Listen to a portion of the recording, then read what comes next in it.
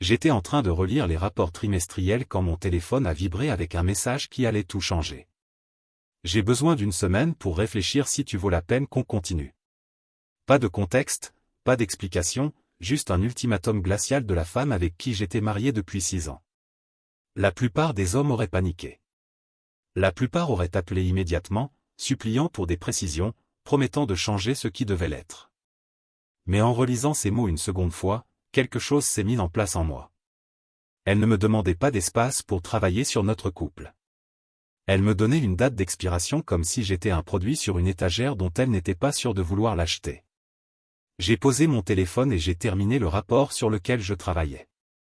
20 minutes plus tard, je l'ai repris et j'ai tapé en réponse, « Prends tout le temps qu'il te faut. Je vais utiliser le mien de manière productive. » Envoyé. La réponse est arrivée en quelques secondes. C'est tout? Pas de question. Quelle question? Tu as été clair sur ta position. Les 3 points d'attente sont apparus et ont disparu plusieurs fois. Elle s'attendait à ce que je craque, à ce que je l'inonde de messages demandant ce que j'avais fait de mal, ce que je pouvais réparer, comment je pouvais regagner sa bonne grâce. Au lieu de ça, j'ai ouvert mon ordinateur portable et j'ai commencé à faire des changements qui auraient dû être faits depuis longtemps. Première étape, nos cartes de crédit jointes. J'ai appelé la banque et expliqué que je devais retirer un utilisateur autorisé en raison d'une procédure de séparation. L'interlocutrice a été professionnelle et efficace. En 10 minutes, son accès était suspendu. Ensuite, j'ai changé les mots de passe de nos comptes de streaming, de nos profils d'achat en ligne et de notre stockage cloud partagé. Si elle voulait évaluer ma valeur, elle pouvait le faire sans utiliser mes ressources. Mon téléphone a vibré à nouveau. Qu'est-ce que tu as fait à Netflix? Je priorise mes dépenses pendant ta période d'évaluation. Tu es sérieux là? Absolument sérieux. Tu as dit que tu avais besoin de temps pour réfléchir. Je te donne l'expérience complète de ce à quoi ressemble la vie sans moi. La beauté de cette approche n'était pas la vengeance. C'était la clarté. Pendant des mois, peut-être des années, j'avais eu le sentiment qu'elle me voyait comme un commodité plutôt qu'un partenaire. La façon dont elle balayait mes opinions pendant les dîners avec des amis. Comment elle faisait des plans sans me consulter, puis s'agaçait quand j'avais des engagements conflictuels, les roulements d'yeux subtils quand je proposais des soirées en amoureux ou des escapades le week-end. Ce message n'était pas spontané. C'était le point culminant de quelqu'un qui avait fait l'inventaire de leur relation comme une fusion d'entreprises, pesant le pour et le contre, calculant si les bénéfices l'emportaient sur les coûts. Eh bien, maintenant, elle pouvait faire ses calculs avec de vraies données. Je suis rentré à la maison ce soir-là avec un étrange sentiment de calme. La maison semblait différente quand je suis entré. Elle était dans la cuisine, adossée au comptoir les bras croisés, attendant clairement la conversation qu'elle pensait que nous devions avoir. On devrait parler, a-t-elle dit. De quoi? De ce que tu as fait aujourd'hui? Couper mes cartes, changer les mots de passe. C'est assez extrême. Je me suis servi un verre d'eau et je l'ai regardé droit dans les yeux. Tu m'as envoyé un message disant que tu passais une semaine à décider si je valais la peine qu'on continue. J'ai pensé que tu voudrais une évaluation précise. Difficile d'évaluer la valeur de quelqu'un quand on utilise activement ses ressources. Son visage s'est empourpré. Ce n'est pas ce que je voulais dire. Alors tu aurais dû être plus précise. La communication est importante dans un couple. Du moins, c'est ce qu'on dit. Le sarcasme ne lui a pas échappé. Elle s'est agitée mal à l'aise, réalisant probablement que ça ne se déroulait pas selon le scénario qu'elle avait imaginé. Écoute, je pense juste qu'on doit voir si on est fait l'un pour l'autre. Les choses sont différentes ces derniers temps. Différentes comment? Tu sais ce que je veux dire? En fait, non. Mais voilà ce que je sais. Tu m'as envoyé un message aujourd'hui traitant notre mariage comme une période probatoire. Tu veux passer une semaine à réfléchir à ma valeur? Vas-y.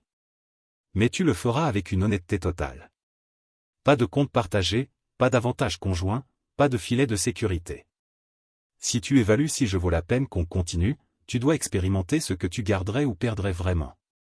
Elle m'a fixé longuement, s'attendant probablement à ce que je m'adoucisse, à ce que j'explique que j'étais juste blessé et que je réagissais de manière excessive. Au lieu de ça, j'ai fini mon eau et je suis monté à l'étage. Où tu vas? Utiliser mon temps de manière productive, comme je l'ai dit.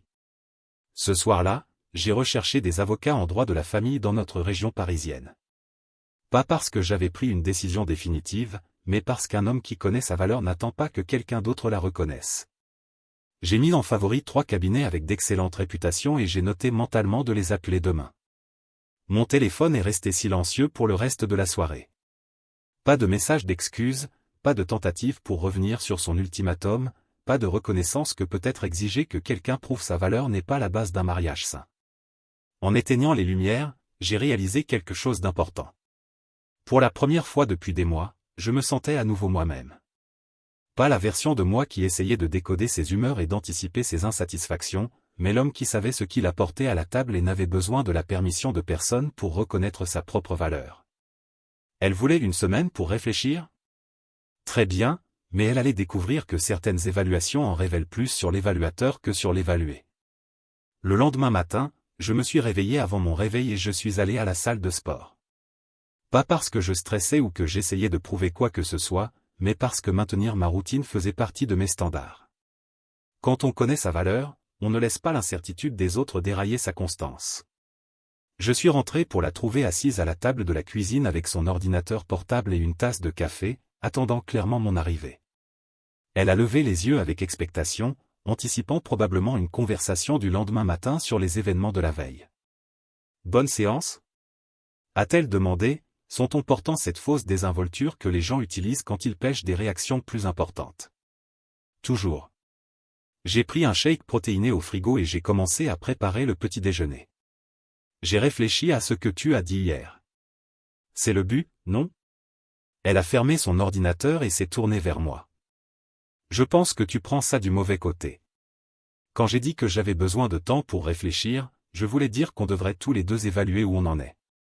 Ce n'est pas juste à propos de toi. J'ai cassé 2 œufs dans la poêle et je lui ai tourné le dos. Intéressant. Ton message mentionnait spécifiquement réfléchir si je valais la peine qu'on continue. Rien sur une évaluation mutuelle. Rien sur nous deux qui réfléchissons. Juste toi qui décides de ma valeur. Ne déforme pas mes mots. Je ne déforme rien. Je lis exactement ce que tu as écrit.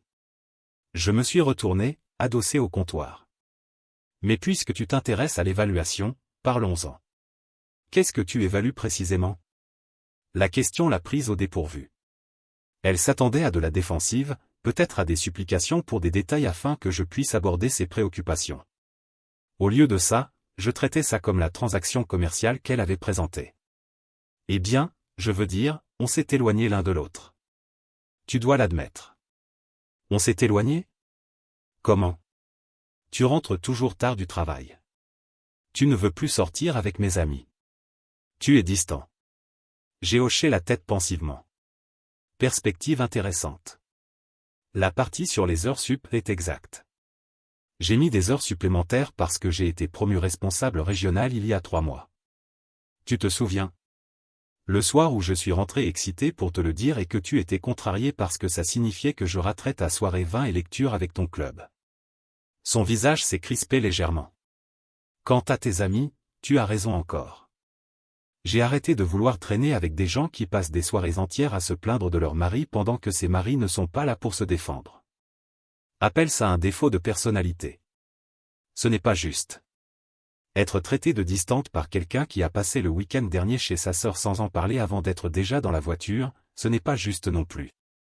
Les œufs étaient prêts. Je les ai servis, ajouté du pain grillé, et je me suis assis à la table en face d'elle. Elle m'a regardé manger en silence pendant quelques minutes, recalibrant clairement son approche. Écoute, peut-être que je n'ai pas formulé le message parfaitement, mais le point est qu'on doit voir si ça marche. Bien sûr, mais voilà où ta période d'évaluation devient intéressante. Tu veux passer une semaine à réfléchir si je vaux la peine qu'on continue, ce qui implique que tu considères d'autres options. Alors, assurons-nous que tu aies toutes les données nécessaires. J'ai sorti mon téléphone et lui ai montré une capture d'écran.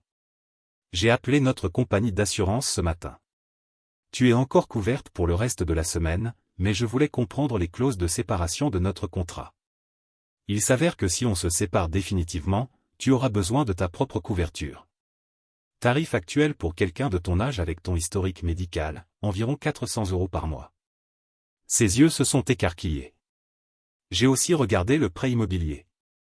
Si on divorce, la maison est vendue sauf si l'un de nous peut refinancer le montant total seul. Basé sur ton revenu actuel de ton job à temps partiel en marketing, ce n'est pas possible. Mais ne t'inquiète pas, j'ai calculé ta part de l'équité après les frais d'agence et de clôture. Ça devrait suffire pour un dépôt pour un bel appartement à Lyon. Qu'est-ce que tu fais? Je te donne des infos précises pour ton évaluation. Tu ne peux pas évaluer si quelqu'un vaut la peine qu'on continue si tu ne comprends pas ce que tu gardes ou perds vraiment. Elle m'a fixé comme si j'avais une deuxième tête. Ce n'était pas le scénario qu'elle avait décrit dans sa tête où je passerais la semaine à prouver que je méritais son affection continue. J'ai aussi transféré la moitié de notre épargne commune sur un compte séparé. Ça semblait juste puisque tu n'es pas sûr de vouloir continuer à partager les finances avec moi. Tu ne peux pas faire ça comme ça. En fait, si. C'est légalement mon argent aussi. Mais ne t'inquiète pas. Si tu décides que je vaux la peine, on peut discuter de recombiner les ressources. Sinon, eh bien, maintenant tu sais exactement à quoi ressemble ta situation financière. La couleur avait quitté son visage. Elle commençait à comprendre que son ultimatum ne l'avait pas mise au volant comme elle l'imaginait. Il m'avait simplement donné la permission d'arrêter de prétendre que son incertitude sur notre mariage n'affectait pas mes décisions non plus. C'est dingue. Je n'essayais pas de te menacer. Alors qu'essayais-tu de faire? Elle a ouvert la bouche puis l'a refermée parce que la réponse honnête était qu'elle essayait de créer de l'urgence pour que je me batte pour son attention comme quand on sortait ensemble. Elle voulait se sentir poursuivie, choisie, priorisée, mais elle avait complètement mal calculé. J'essayais d'avoir une conversation honnête sur notre relation. Non, tu essayais de me mettre en probation. Il y a une différence.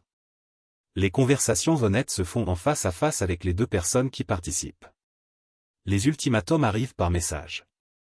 J'ai fini mon petit déjeuner et rincé mon assiette. Je vais au boulot. Prends tout le temps qu'il te faut pour ton évaluation. Souviens-toi juste que les évaluations marchent dans les deux sens. Pendant que tu décides si je vaux la peine, j'ai une idée assez claire de ce que c'est d'être marié à quelqu'un qui voit notre relation comme conditionnelle. J'ai pris mes clés et je me suis dirigé vers la porte. Attends, a-t-elle appelé derrière moi? Qu'est-ce que ça veut dire? Je me suis retourné pour la regarder assise là avec son ordinateur, son café et son ultimatum minutieusement calculé qui se retournait contre elle de manière spectaculaire. Ça veut dire qu'un homme qui connaît sa valeur ne passe pas son temps à convaincre les autres de la reconnaître. Il passe son temps avec des gens qui le font déjà. Vendredi soir, elle commençait à désespérer. Je le voyais parce qu'elle avait arrêté les tentatives subtiles de conversation et passé au test numéro 2, que je reconnaissais. Je suis entré dans la maison pour la trouver dans la cuisine avec quelqu'un que je n'avais jamais vu. Un grand gaillard, la trentaine, avec une montre de luxe et ce sourire trop confiant que les hommes arborent quand ils se croient malins. « Salut, chérie », a-t-elle dit, sa voix artificiellement enjouée. « Voici Damien de mon cours de yoga. Je l'ai invité à dîner vu que tu es si focalisé sur le boulot ces temps-ci. » Le piège était évident. Elle voulait voir si je deviendrais jaloux, si je me battrais pour son attention, si je craquerais enfin et commencerais à agir comme le mari insécure qu'elle attendait. Damien a tendu la main avec un sourire qui suggérait qu'il connaissait exactement le jeu qui se jouait. « Ravi de te rencontrer, mec. Ta femme m'a tellement parlé de toi. » J'ai serré sa main fermement et souri en retour. Espérons que c'était du positif. Compte tenu de la semaine qu'on passe, je ne suis pas sûr de l'histoire qu'elle t'a racontée. Sa confiance a vacillé légèrement. Ce n'était pas la réponse qu'on lui avait coachée à attendre. Elle a dit que tu bosses dans la gestion. C'est cool. Moi, je suis dans l'immobilier. Gestion régionale, en fait. Tout juste promu. Mais l'immobilier, c'est intéressant. Marché dur en ce moment avec les taux d'intérêt. Tu dois bosser 2 fois plus pour boucler des affaires. Ouais. Tu sais comment c'est. S'adapter ou mourir, hein? Absolument. À propos d'adaptation, j'espère que tu ne vois pas d'inconvénient à ce qu'on garde le dîner simple ce soir. J'ai géré la plupart des courses cette semaine pendant que ma femme prend du temps pour évaluer notre relation. La pièce est devenue complètement silencieuse. Elle m'a lancé un regard qui aurait pu faire fondre de l'acier, mais j'ai gardé une expression agréable et conversationnelle. Damien a jeté un œil entre nous, réalisant clairement qu'il était entré dans quelque chose de bien plus compliqué que ce pourquoi il s'était inscrit. Oh, c'est cool. Les relations demandent du travail, hein? Elles en demandent. Bien que j'ai appris que certains préfèrent sous-traiter ce travail à d'autres au lieu de le faire eux-mêmes. Mais bon, chacun son approche. J'ai ouvert le frigo et commencé à sortir des ingrédients. J'espère que tu aimes les pâtes, Damien. C'est à peu près tout ce qu'on a vu que je ne sais pas à quoi ressemble notre budget course après cette semaine. Elle me fixait avec un mélange de fureur et d'incrédulité. C'était censé être mon moment pour devenir territorial, exiger des explications, prouver que je tenais assez à elle pour me battre. Au lieu de ça, je traitais son pote de yoga comme un invité à dîner et exposais sa manipulation en direct. En fait, a dit Damien en consultant sa montre, je viens de me souvenir que j'ai une visite tôt demain. On remet ça? Ne dis pas de bêtises, ai-je dit en remplissant une casserole d'eau. Tu es déjà là. En plus, ma femme s'est clairement donné la peine de planifier ça. Ce serait dommage que son effort parte en fumée. Damien avait l'air de vouloir s'enfoncer dans le sol. Quelle que soit l'histoire qu'elle lui avait racontée sur notre mariage, elle n'avait apparemment pas inclus la partie où son mari discuterait calmement de leurs problèmes de couple devant des étrangers. Donc, Damien, ai-je continué en posant la casserole sur la gazinière, ça fait combien de temps que tu fais du yoga? J'ai toujours pensé à essayer, mais je ne savais pas si les débutants étaient bienvenus dans les cours établis. Environ 6 mois. Et ouais, les débutants sont les bienvenus. Bon à savoir. Peut-être que je vous rejoindrai tous les deux la semaine prochaine, en supposant qu'on fasse encore des activités de couple après que ma femme aura fini sa période d'évaluation. Elle a enfin retrouvé sa voix. Je peux te parler dans l'autre pièce? Bien sûr. Damien, mets-toi à l'aise. On en a pour 1 minute. Je l'ai suivie dans le salon où elle s'est immédiatement retournée vers moi. Qu'est-ce que tu fous? Je prépare le dîner pour ton invité? C'était pas le plan? Tu sais exactement ce que je veux dire. En fait, non. Tu as invité quelqu'un pour dîner. Je suis hospitalier. Y a un problème? Tu m'embarrasses en étant honnête sur notre situation. Je pensais que la transparence était importante pour toi.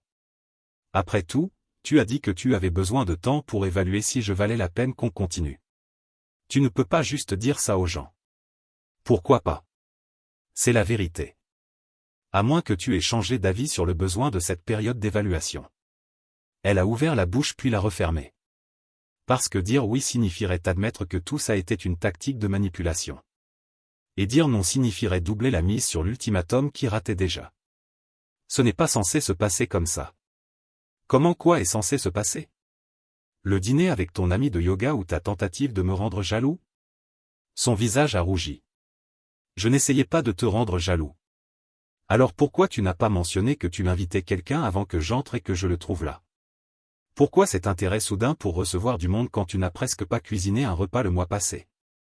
Parce que tu es distant et je pensais que me voir interagir avec d'autres pourrait te rappeler ce que tu rates. La voilà. La réponse honnête qu'elle n'avait pas voulu donner. Donc, tu as invité un autre homme chez nous pour me montrer ce que je rate. Pendant la semaine où tu es censé évaluer si je vaux la peine qu'on continue. J'ai bien compris? Elle a réalisé son erreur immédiatement. Ce n'est pas. Je ne voulais pas dire ça comme ça. Damien a l'air sympa, mais il va réaliser qu'il a été recruté pour le drame relationnel de quelqu'un d'autre. Ce n'est pas juste pour lui. Et ce n'est pas juste pour moi. Je suis retourné vers la cuisine. Je vais finir de préparer le dîner comme un bon hôte. Tu peux expliquer à ton ami pourquoi sa soirée est devenue plus compliquée que prévu. Quand nous sommes revenus dans la cuisine, Damien ramassait déjà ses affaires. Tu sais quoi? J'ai vraiment besoin de préparer la visite de demain. Merci pour l'invitation quand même. Tu es sûr? Ai-je demandé. Les pâtes sont presque prêtes. Ouais, sûr. Ravi de t'avoir rencontré. Après son départ, elle s'est tournée vers moi avec un regard de pure frustration. Content maintenant? De quoi? D'avoir eu une conversation honnête au dîner? Toujours. Tu m'as humilié? Non. J'ai traité ton invité avec respect tout en étant honnête sur notre situation. Si ça t'a semblé humiliant, peut-être que tu devrais réfléchir pourquoi. J'ai égoutté les pâtes et commencé à les servir. En plus, je pensais que tu voulais évaluer si je valais la peine. Comment d'autres pourrais-tu le faire sans voir comment je gère des situations comme ça? Elle m'a fixé longuement, réalisant probablement que chaque test qu'elle avait essayé avait complètement raté. Au lieu de me rendre désespéré pour son attention, elle découvrait exactement quel genre d'homme elle avait épousé tout du long. Tu n'es pas la même personne que j'ai épousée. Tu as raison. La personne que tu as épousée aurait passé cette semaine à te supplier de changer d'avis. Celle-ci c'est mieux. Samedi matin a apporté une approche différente. Je l'ai trouvée assise à la table de la cuisine avec ce qui ressemblait suspiciously à des points de discussion préparés sur un bloc-notes. Toute sa démarche était passée du test au contrôle des dommages. Je pense qu'on doit avoir une vraie conversation, a-t-elle dit pendant que je me versais mon café. On en a eu de vraies toute la semaine. À moins que tu veuilles dire une conversation où je fais semblant que ton ultimatum n'a pas existé. Écoute, j'admets que j'ai mal géré ça. Le message, toute cette histoire de semaine. J'étais frustré et je ne me suis pas exprimé bien. Je me suis assis en face d'elle, curieux de voir où ça menait. Vas-y. Ce que j'essayais vraiment de dire, c'est qu'on est tombé dans une routine. On ne parle plus comme avant. On ne fait plus de choses ensemble. J'avais l'impression qu'on devenait des colocataires au lieu d'époux. Théorie intéressante. Raconte-moi plus sur cette routine. Elle a consulté ses notes. Eh bien, comme je disais, tu bosses plus d'heures et quand tu es à la maison, tu es souvent sur ton ordi ou à écouter ces podcasts sur l'entreprise. La promotion que j'ai eue exigeait des modules de formation supplémentaires, 30 heures de cours que j'ai dû faire sur mon temps perso. Je t'en ai parlé plusieurs fois. Je sais, mais dans ces podcasts business, je recherchais des stratégies d'investissement parce que je voulais discuter de placer nos économies sur des comptes à plus haut rendement, quelque chose qui nous bénéficierait à tous les deux. Elle s'est agitée mal à l'aise. Ok, mais le côté social. Tu aimais bien sortir avec des amis avant. Tes amis qui passent chaque réunion à se plaindre des carrières de leur mari, des hobbies de leur mari, des familles de leur mari. J'en ai eu marre d'être le seul homme dans la pièce dont on ne parlait pas comme d'un employé décevant. Elles ne font pas ça. J'ai sorti mon téléphone et scrollé jusqu'à un fil de messages de vendredi dernier au dîner avec ton club de lecture. Citation, au moins ton mari t'écoute vraiment quand tu parles. Le mien grogne et retourne à ses jeux vidéo. Fin de citation. C'était dirigé vers toi à propos de moi. Pendant que j'étais assis juste là. Son visage est devenu pâle. Le vendredi d'avant. Tu as tellement de chance qu'il organise des soirées en amoureux. Moi, je dois littéralement programmer l'intimité comme un rendez-vous chez le dentiste. Encore à propos de moi devant moi comme si j'étais un meuble. Je ne réalisais pas que tu avais entendu ça. J'ai tout entendu. Chaque roulement d'yeux quand je contribue aux conversations. Chaque commentaire passif-agressif sur les hommes en général qui était clairement dirigé vers moi spécifiquement. Chaque fois que tu riais au lieu de défendre ton mari. Elle a baissé les yeux sur son bloc-notes, réalisant probablement que ses points préparés ne tiendraient pas face à des preuves documentées. Mais voilà ce qui est vraiment intéressant, ai-je continué. Toute la semaine, tu m'as testé. L'ultimatum, le prof de yoga, les tentatives pour que je te cours après. Mais pas une fois tu n'as demandé à quoi je pensais pendant ta période d'évaluation. Qu'est-ce que tu veux dire? Tu étais si focalisé sur décider si je valais la peine que tu n'as jamais considéré que je faisais la même évaluation sur toi. La couleur a complètement quitté son visage. Mercredi, j'ai rencontré 3 avocats en droit de la famille. Pas parce que j'avais pris de décision, mais parce que je voulais comprendre mes options. Il s'avère que la documentation est importante dans ces cas. J'ai sorti un dossier de ma mallette et l'ai posé sur la table. Relevé bancaire montrant les comptes individuels que j'ai ouverts. Capture d'écran de tes messages, y compris l'ultimatum original. Photo du prof de yoga que tu as invité sans me prévenir. Une chronologie de tes patterns de comportement sur les 6 derniers mois. Tu ne peux pas être sérieux. Absolument sérieux. Tu voulais passer une semaine à évaluer si je valais la peine. J'ai passé la même semaine à évaluer si je voulais être gardé par quelqu'un qui voit notre mariage comme conditionnel. Elle a fixé le dossier comme s'il allait exploser. C'est insensé. J'essayais de sauver notre mariage. Non, tu essayais de le contrôler. Il y a une différence. Sauver un mariage demande que les deux travaillent ensemble. Ce que tu as fait, c'est lancer un ultimatum et attendre que je danse pour ton approbation. Je n'ai jamais dit que tu devais prouver quoi que ce soit. Tu as littéralement dit que tu avais besoin de temps pour réfléchir si je valais la peine qu'on continue. Qu'est-ce que tu pensais que j'allais faire avec cette info? Rester assis tranquillement pendant que tu décidais de mon sort? Elle est restée silencieuse longuement, réalisant probablement comment ses actions paraissaient quand présentées comme preuve plutôt qu'émotion. Et maintenant, qu'est-ce qui se passe? Ça dépend de toi. Ta période d'évaluation se termine demain. Mais voilà ce que tu n'as pas considéré en commençant ce processus. Le moment où tu m'as dit que tu n'étais pas sûr si je valais la peine, tu m'as montré exactement comment tu vois cette relation. Je me suis adossé à ma chaise. Une femme qui valorise son mari ne le met pas en probation. Elle n'invite pas d'autres hommes pour tester ses réactions. Elle ne menace pas la stabilité de leur mariage pour attirer l'attention. Je ne menaçais rien. Alors qu'est-ce que tu faisais?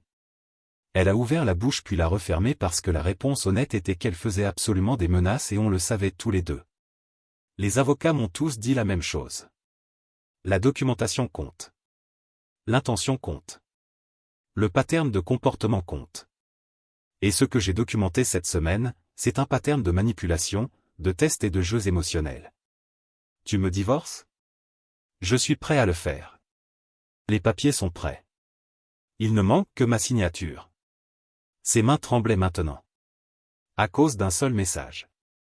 À cause de 6 ans de mariage où ma femme me voit apparemment comme quelqu'un qui doit prouver sa valeur plutôt que quelqu'un dont elle reconnaît déjà la valeur. Je me suis levé et ai rempli mon café.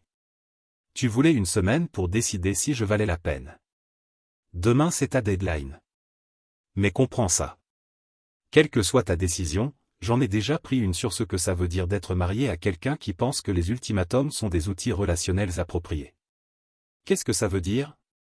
Ça veut dire que même si tu décides que je vaux la peine, je ne suis pas sûr que tu vaux la peine que je te garde. Dimanche soir est arrivé avec le poids de la finalité. J'avais passé la journée à faire exactement ce que j'avais fait toute la semaine. Vivre ma vie avec dignité et but. Je suis allé courir, j'ai rattrapé ma lecture, et préparé un dîner simple. Pas de geste dramatique, pas de tentative de dernière minute pour influencer sa décision. Un homme qui connaît sa valeur ne fait pas campagne pour la reconnaissance. Elle avait été inhabituellement silencieuse toute la journée, se déplaçant dans la maison comme dans un musée de son ancienne vie. Toutes les heures, je la surprenais à me regarder avec une expression que je ne pouvais pas tout à fait lire. Pas le regard calculateur du début de la semaine, mais quelque chose de plus proche de la panique. À exactement 19 heures, elle est apparue dans le salon où je lisais. Elle s'était clairement préparée pour ce moment, probablement répété son discours plusieurs fois. J'ai pris ma décision, a-t-elle dit, sa voix à peine audible. J'ai fermé mon livre et lui ai accordé toute mon attention. Je t'écoute. Je veux te garder. Je veux qu'on continue nous. J'ai réalisé maintenant que j'ai tout gâché cette semaine. Le message, l'ultimatum, invité Damien. J'avais peur qu'on s'éloigne, et je pensais que créer de l'urgence te rappellerait à quel point on compte l'un pour l'autre. Elle s'est assise en face de moi, les mains serrées sur ses genoux. Je sais que c'était manipulateur. Je sais que c'était injuste, mais j'étais désespéré et les gens désespérés font des bêtises. J'ai hoché la tête lentement. Vas-y. J'ai réfléchi à ce que tu as dit hier sur comment je vois notre relation comme conditionnelle. Tu as raison. J'ai traité notre mariage comme quelque chose que tu devais gagner au lieu de quelque chose qu'on a choisi tous les deux. Elle a pris une respiration tremblante. Je ne veux pas te perdre. Je ne veux pas nous perdre. Si tu me donnes une autre chance, je promets de faire mieux. Je communiquerai au lieu de tester. Je ferai confiance au lieu de manipuler. Je te traiterai comme le mari que tu as toujours été au lieu de quelqu'un qui doit se prouver. Quand elle a fini, la pièce est devenue silencieuse. Elle était assise là à me regarder avec l'espoir et la peur qui se battaient dans ses yeux, attendant ma réponse à sa décision que je valais la peine qu'on continue. J'ai tendu la main vers la table basse et pris les papiers de divorce qui y étaient depuis la veille. Son souffle s'est coupé quand j'ai ouvert le dossier. J'apprécie ton honnêteté, ai-je dit enfin. Et je crois que tu penses tout ce que tu viens de dire, mais voilà ce que tu ne comprends toujours pas.